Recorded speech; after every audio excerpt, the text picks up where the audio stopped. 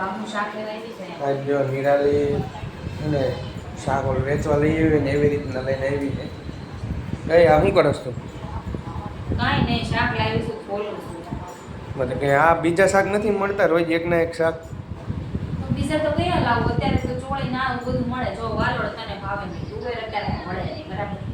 તો પછી ગુવાર, તો કે ગુવાર એમાં ન ખાય. તો વાહે મૂંગું શાક બધા બટેકા મને નથી ભાવતા. તો ગુવાર બટેકા કરે ને ખાલી ગુવાર કરો તો શું લાગે? સોડિયા ખાતા હોય એવું લાગે.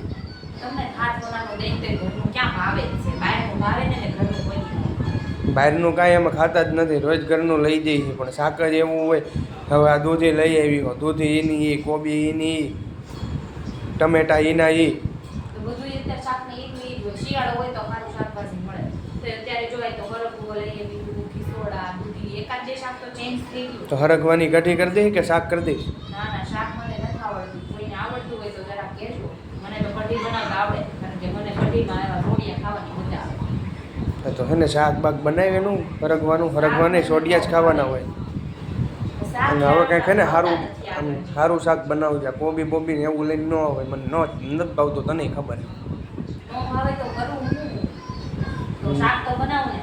એમ તો નહીં કહેવાય કે હા મને મજા નથી, મને શાક બનાવતા આવડે છે, હોટલમાં લઈ જાય, એમ તો કહેવાતું નથી કાંઈ. રોજ રોજ તો હોટલમાં ન જવાય ને આપણું એવું. મેં એ જ કહીશ ને કે જે હોય મળે ને ખાઈ લેવા, નકર આવડી ન જાય. એવું છે એમ ને? એવું ન હોય તો થોડુંક આમ શું કહેવાય, બીજું કંઈક શાક લઈએ ને તો આપણને કંઈક આમ શું કહેવાય મજા આવે. શાકમાં હું લઈ આવું ખબર તો પડવી જોઈએ. શાક લેવા જાય ને એટલે આવું દેખાય. અત્યારે શું બનાવવાની હોય એ કે? અત્યારે તો બનાવવાની સાબુદાણાની ખીચડી. વાત છે. ભાઈ તો મને સાબુદાણાની ખીચડી ખાવાની ઈચ્છા છે. શાક રોટલા ખાવતા. ચાલો આજ સાબુદાણાની ખીચડી ખાઈ નાખી. તું એમ કહેતા હતા મને રોજ શાક રોટલી ખાવતા નથી, મને તું લાગે છે પટક પટક કરીએ. ચાલો આજ સાબુદાણાની ખીચડી ખાઈ નાખી.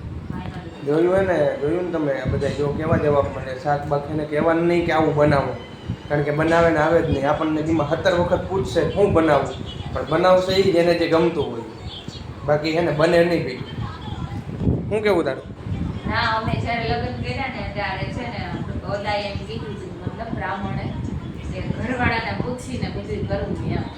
બાકી એ નહીં કરવાનું એમ? કે એ નહીં કરવાનું, પણ એકવાર તો પૂછી લેવાનું એમ. ઠીક.